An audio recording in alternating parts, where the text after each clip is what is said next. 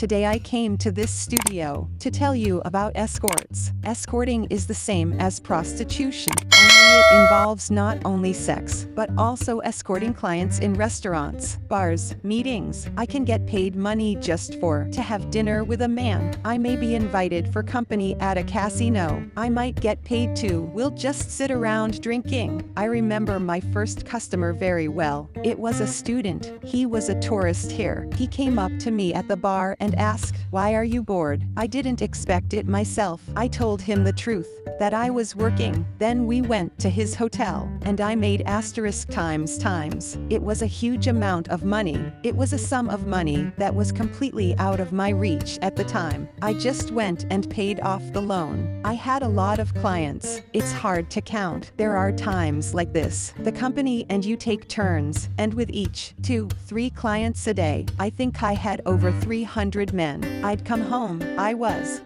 crying. I didn't like it at all. I got over myself. Started going there like I was going to work. There was one such interesting story. A man, he said right away there was no sex. He ordered alcohol and food and we sat in the room. And I was the psychologist. You listen to these people's problems. You have your own problems. At times like this, I'd rather have sex. I'd do oral sex, spread my legs and walk away. Quite often you get very famous people. They are businessmen. They are politicians. Us escorts, the girls are paid more for our silence. We know a lot about different people, and we get so much money for that. The men can talk about family problems, wives, business, mostly 35 plus 50. The oldest I had was a man in his 70s. He took me to another country, completely organized the whole tour. We walked around, went for walks, restaurants. It was probably the most complicated. The oldest and most complicated man,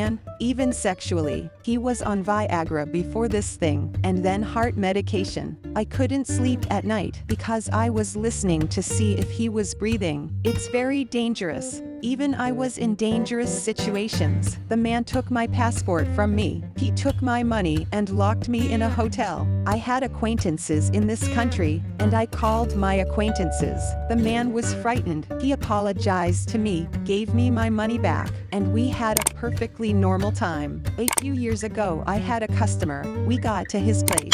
It started. The door opened, his friend came in, and they raped me and took the money that had been paid to me, plus my money that I had with me in my bag, made fun of me for not being able to do anything here. Girls who travel have their own blacklist, because you get men who rape, beat, don't pay money, and if he texts any of the new girls, then he's just blocked. He's ignored. I went to see a man. He wasn't just a psychopath. He was like a child. To the beach only with him. So you go out. And you go with him, only with him, if he's hot, if he doesn't want to leave the room. We sit in the room with him. There are people who let you go, but they are watching you everywhere. I have no right to talk to anybody. I can't even talk to the waiter. I can only answer the phone if my mother calls me, but I get enormous money for that. Now prices have gone down because of the fact because men are getting free sex, and they invite girls in for pretty.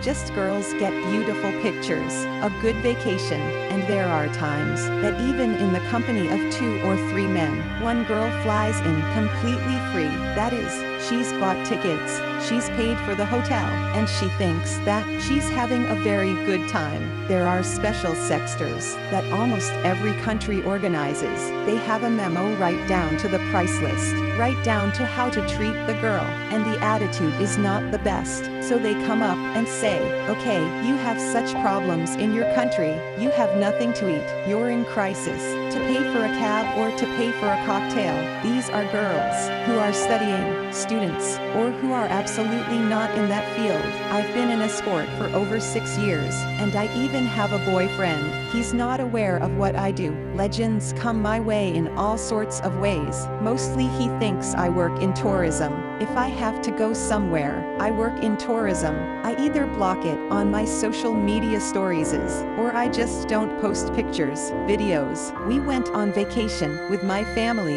and that's when my regular clients, they saw that I was in this country. They called me and offered to fly me to another city to visit them. I just told my family that I was going to my friends. I was going to my friends who live in another city, and I left. Flew to another city for a week, and when I came back with money. I just organized a tour. I organized a whole week's vacation for my family, and I just left. As a rule, regular customers, they don't stay long. Change the relationship into a friendship, and they start saving money. I remember the most money I ever got. It was the best trip ever. I didn't think about anything.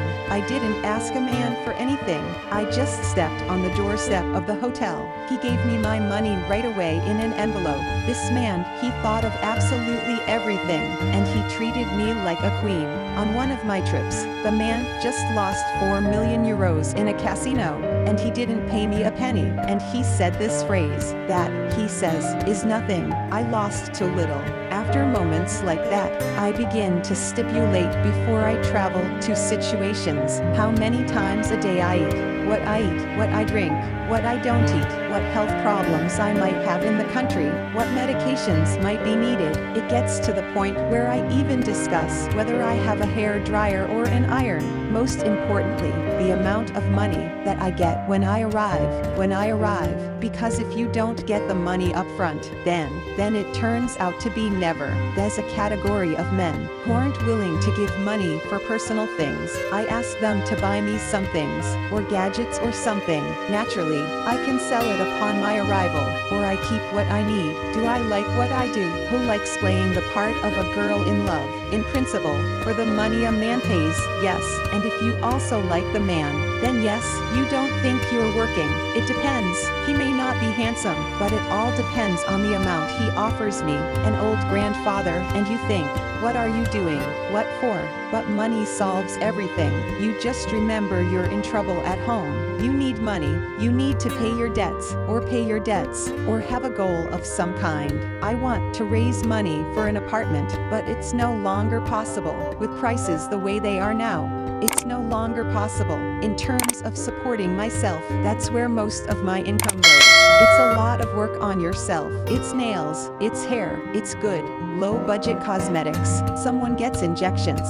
Someone who's older. At a minimum, it's somewhere around $600 to $700. With a good income you have to spend. Invest in yourself. The more you put into yourself, the more the client will pay you. What I do is an escort. I take money for it. It's illegal. It's very dangerous because you can get raped. You won't go to the police because no one will do it, and you'll get in even more trouble. I wouldn't advise anybody to do what I do. It's very hard to go back, to start a new life, a family, because you're known everywhere. Somewhere someone will pass something on.